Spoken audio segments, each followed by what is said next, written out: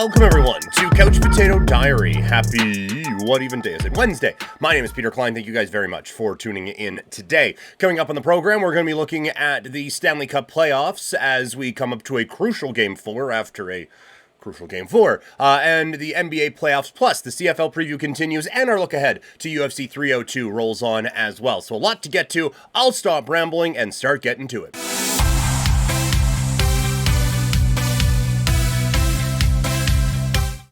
The Florida Panthers and New York Rangers are all square at 2 after a Florida Panthers overtime victory, and there is no doubt after this one that the better team won this hockey game. The Florida Panthers had the high danger chances edge at 15-4.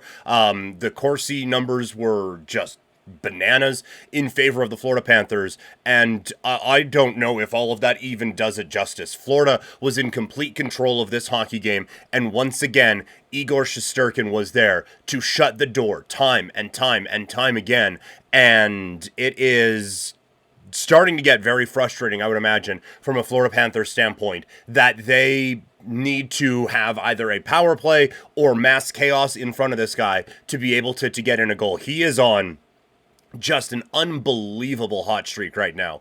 And the Panthers are still getting through. Obviously, they have 2 wins in this series, but he has been, I think, the best player in this series, and I don't think it's particularly close. He's been unbelievable. But then finally, the Panthers are able to break through on the power play, and it comes about with something that was a problem in this game for the Rangers, and that was puck management. The Rangers were just too sloppy with the puck, and that allowed the Panthers to get into some really good spots and put the Rangers defense in some really, really bad spots. I guess that's kind of how that works. But credit the credit the Panthers for taking advantage of these, and ultimately it ends up costing them, not necessarily like a turnover on the power play, because it was just a face-off win and then boom, boom, boom, boom, boom, and in, but it was the bad turnover that leads to, I think it was Wheeler taking the hook on Barkov, and that leads to the power play that ends up leading to the goal. And for the Panthers now,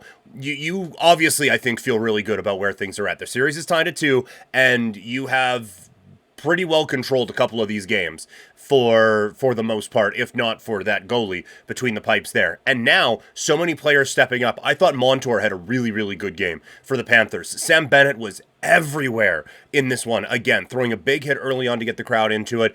He gets the goal that ties this game back up at 1, and was just a really big energy player for this team throughout the game. Verhaeghe stepped up. He scores and had a few really good chances as well. Matthew Tkachuk with a perfect pass to set up the Verhaeghe goal. You have so many players on the Panthers side who have showed up now and have really elevated their play. The Rangers have yet to really have that. Shesterkin, obviously. But Lafreniere, he was good. He was very, very good. Trocheck was good. Crowder was fine. The possession numbers will tell you otherwise, but I thought he was pretty good. Panarin was pretty good as well. The rest of the team, you needed more from. I didn't like anyone on this blue line. Wheeler, I think, has been more of a negative than a positive. I think you need to, depending on if Hedl is physically up to it, I think you have to put him in place of Wheeler. I don't think Wheeler is helping at all in this series. And again, the blue line, Fox has a nice assist, but defensively, I didn't think these guys played a very good game. Miller and Trouba were all right, but Fox and Lindgren were just buried all night long. So I guess the good news from a Ranger standpoint is you really haven't had a great game here, and the series is tied at 2. You are heading back home now. You have home ice, and you are 2 good games away from making it to the Stanley Cup final. But this offense has kind of hit a bit of a snag, as a lot of people thought it would, at 5-on-5 here in the postseason. And the problem for the Rangers is special teams. The edge is so far on Florida's side. The Panthers are 5 for 15 on the power play in this series. The Rangers are 1 for 12, I believe. Just a quick note. I would like that stat to be readily available for series to series. And going in the series portal thing, whatever, for NHL.com, you just see a bunch of video highlights and that's it. So you have to go through each game. I thought, have the combined stats for each one. I think it'd be fine. But they have a lot of people on that, not just a guy doing a podcast in his spare bedroom. But the Rangers power play was key to their regular season success all season long, and now it's struggling. And credit the Panthers for that. Florida has put a lot of pressure on this Rangers team, and New York, while they have very good puck movement, it's not like an Edmonton or a Colorado where it's zip, zip, zip, zip, zip, goal. It is, we're going to make some really good passes, we're going to make some smart passes, we're going to wait for you to get out of position, and then it's going to be bing, bang, boom. Florida is not allowing the Rangers to get that set up. They're putting the pressure on right away. And so the Rangers, who are used to having half a beat to kind of get this thing going, just aren't really there. And they finally get a power play goal in this game, their first of the series by my count. And they need so much more of that to get going. And their power play is way too stagnant. Like, you look at how Florida is having success on their penalty kill, and then you see what the Rangers are doing, where they're just setting back, they're in the box, and it's just, yeah, well, you guys can zip it around all you want. So they haven't been good enough in special teams, and yet again, here they are, tied, going into a crucial game 5 now coming up tomorrow. Tonight, Oilers need a win as they take on the Dallas Stars. Sound like Edmonton, bringing Broberg back in tonight. They need Nurse to be, they need Nurse to be better, but it's not just him. Like, I do think he is kind of wearing the brunt of it. He is not being put in a position to succeed given who he is out there playing with. And yes, you would like it if your $9 million guy was partner proof, but there's only so much you can do with Cody Ceci out there. I don't know why Ceci would be playing another game. Quite frankly, he has been just a major liability and has put Darnell Nurse in a few tough situations. Now, again, Nurse hasn't done a whole lot to get himself out of those, but I don't think all the focus needs to be on him. But I do think it's smart bringing Broberg in tonight. He checks in probably for Desharnais.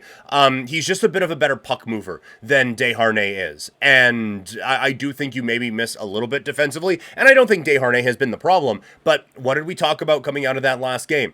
Edmonton's inability to get the puck out of the zone. What's Broberg? A puck mover. What's Desharnais not? A puck mover. So I think this is going to help out Edmonton just a little bit more with that Dallas forecheck and be able to get the puck out, maybe get a couple more controlled exits and create some more offense that way and try to slow down the onslaught that the Dallas Stars had in the final 40 minutes of that game the other night. I don't think I made a big enough deal about this, but Rupe Hintz's return was a massive boost for the Stars. He gets Robertson going with the hat trick, which is huge. But now it's out here in Calgary, Peter Labardius would always talk about slotting for the lineups, and with Hintz in there, everyone just slots into their spot so effectively, and you can see the impact he has, and then it trickles down throughout the rest of the lineup. They were in complete control in Game 3, and Rupe Hintz was such a big part of that. But the biggest matchup this series is Draisaitl against Heiskanen. We will see, after Heiskanen really had the advantage in that one in game number 3,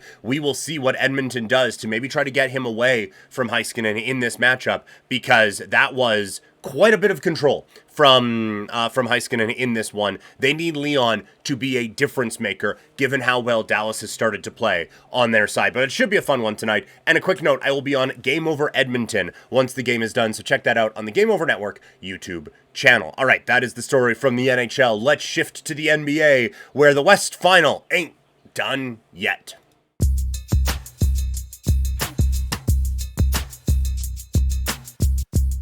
The Minnesota Timberwolves stay alive in the Western Conference Final following a 105-100 win. They now trail this series 3-1. And not only did he save the season, Karl-Anthony Towns might have saved his time with Minnesota. You listen to the Bill Simmons podcast, they were talking about how they were looking at trade scenarios for Cat right around like the third quarter, because they are not even halfway through the third quarter. He's played 19 minutes. He has 9 points and 4 fouls. And then Naz Reid comes in and they immediately play better basketball. But then when Cat comes back in, he hits 3 of the biggest shots of the game that help Minnesota stay alive. And that is always going to be the frustrating part, I think, of Karl-Anthony Towns. I don't think he is consistent enough to reach the full ceiling that he has. Whether it is just like a too much of a reliance on the three-point shot, maybe not an understanding of when it's falling, when it's not. I do think that his I don't want to say lack of ability, but he's not really going to blow by you like on a catch and shoot three. You kind of understand that when he has the ball out there, he's going to be shooting. Now, he was able to attack and create some openings for Rudy Gobert, so he's not going to do it, but it's not a strength of his, right? So I feel like it's just an awkward skill set for the guy. When it's working though, it's phenomenal and it's so difficult to defend. It's just not consistently there enough. One guy who was consistently there in this game was Anthony Edwards. He stepped up when the team needed him, and they made sure, I thought that they made a real effort, and he made a smart effort to get himself going early on in this game. Let's get him to the rim. Let's get him a few looks that will get him rolling and get that positive momentum moving for him. They didn't have that for Towns,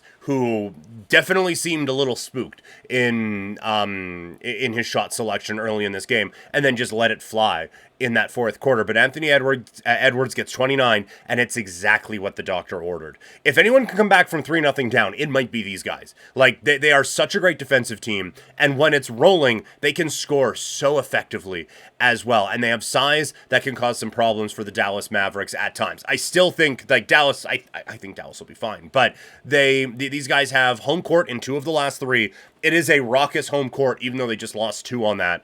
So it's an interesting situation. On the Dallas side, the Mavs just came short. They were right there in the end again. This time, they didn't get the stops that they needed to come away with the victory. And it does really seem oversimplistic to just say, it's a make or miss league. But that really is what this one felt like for Dallas. Karl Anthony Towns was hitting some shots that he wasn't in the last few games, and Luka Doncic was missing some shots that he was hitting earlier on in the series. And I think that really is what this one comes down to. Luka was still getting some good looks. Luka was still getting some good looks and still getting some opportunities. It's just not all of them went in at the same rate that they did before. I do think the Mavericks will be fine. I like that the role players stepped up. Hardy basically single-handedly kept him in this game.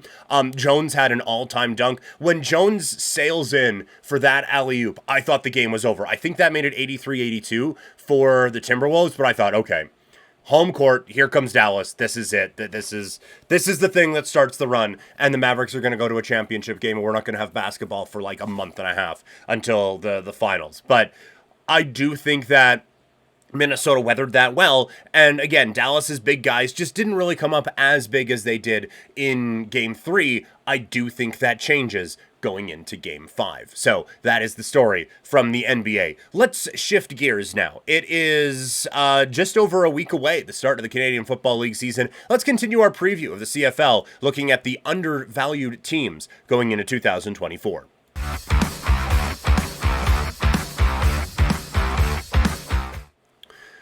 The other day, we started our CFL previews looking at the most overvalued teams in the Canadian Football League. Today, we are doing the opposite. Who are some of the undervalued teams that you may want to invest in from a CFL standpoint? Going to begin out east with the Ottawa Redblacks. Their total is at 6, and I like the offseason they had. I think Drew Brown is an upgrade over the quarterback situation they had last year, especially after the injuries. I think Rhymes has the potential to be a real breakout star, and you add him to an okay receiving core out there in Ottawa anyway, and I think this offense does take a step forward. The offense wasn't the problem last year, though, and I will admit I don't know if they did enough defensively to really change. Like, I don't think this is going to be a comfortable over, but the defense can't be that bad again, can it? And B, I do think that the offense being a little bit more just a bit improved, I think, is going to help the defense out a little bit more in this as well. So I think Ottawa is really undervalued at 6. Same thing goes for Edmonton. Their total is at 6.5. They have a significantly improved quarterback situation from 1 year ago. No, I don't think a lot of Chris Jones as a football person, but they go out, they get Bethel Thompson, which I thought was a bit questionable, but there is no question he is better than Cornelius, and you still have Trey Ford there as a safety net. So I do think Edmonton steps up and gets over that total, and I think they're very undervalued this year.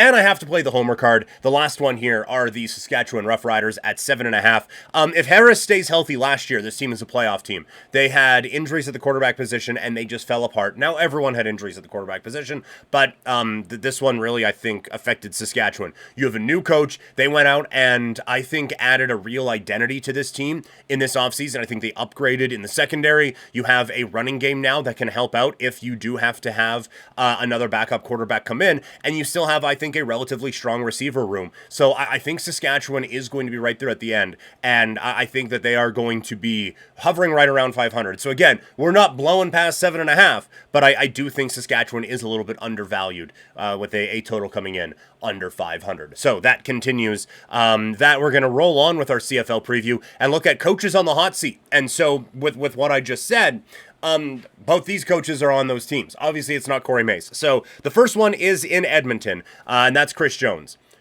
He tends to wear out a welcome, Chris Jones. He tends to kind of be a little bit grating at times. So I think that he kind of needs this to start working if he's going to continue to be the type of guy that he is. And I think last year he significantly hindered this team by waiting so long to make that switch at quarterback. He has brought in a vet this year, and I think now there needs to be signs of a bit of a turnaround with the Elks. The other one is in Ottawa, Bob Dice. This team hasn't made it to the playoffs since they lost in the Grey Cup in 2018, and really, they haven't been close. They have gone out, and again, as I mentioned before, addressed the quarterback situation. They have added to their receiving room. We'll see if the defense can turn it around, but this Ottawa team needs to show some signs of life to, I think, keep Bob Dice employed. Montreal wins the Grey Cup last year, but I don't think they were spectacular until a real good month got them a championship. Hamilton, I think, is just primed for a fall off this year. Ottawa needs to be able to be there to take advantage of that situation. And so if they don't, I do think it'll cost Bob Dice his job. We're going to continue the CFL previews leading up to opening day next week. Coming up this weekend, it is UFC 302. Yesterday, we looked at the key storylines for the main event, but what about some other fighters on this card? Who should we be watching out for at UFC 302? Let's talk about it.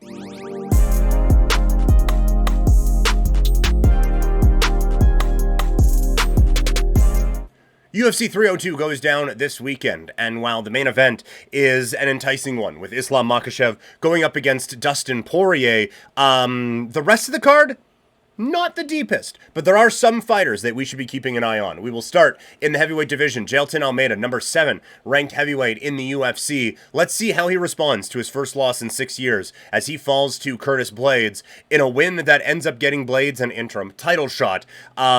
This is, or at least it's rumored. I don't know if that's official yet, but it sounds like that's the way it's going to go right now. So let's see. How does he respond to this? Because he's been building a pretty impressive resume. Sometimes when that run comes to an end, it's really tough to get that back on track. I still think this is an interesting heavyweight prospect, though, but this is a really important fight.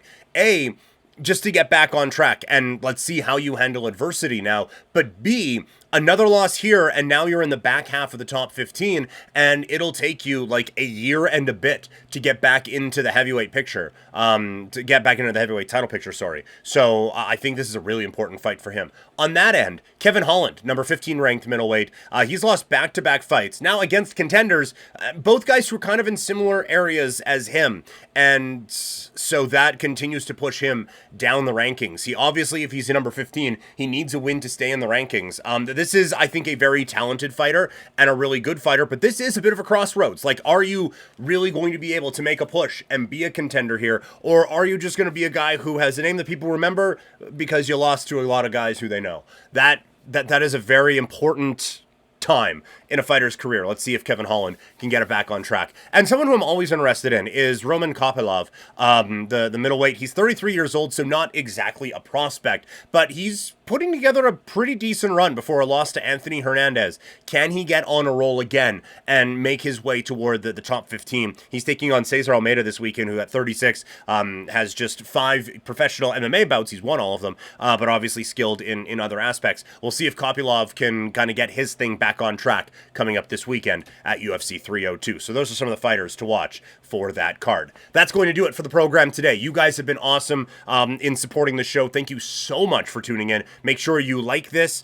video, subscribe to the channel, whether it's in podcast or it's on YouTube. And if you are listening, make sure you leave a review. Follow me on social media. I am at Primetime Klein. We got a bunch more content coming up this week. Talk to y'all later. I am out.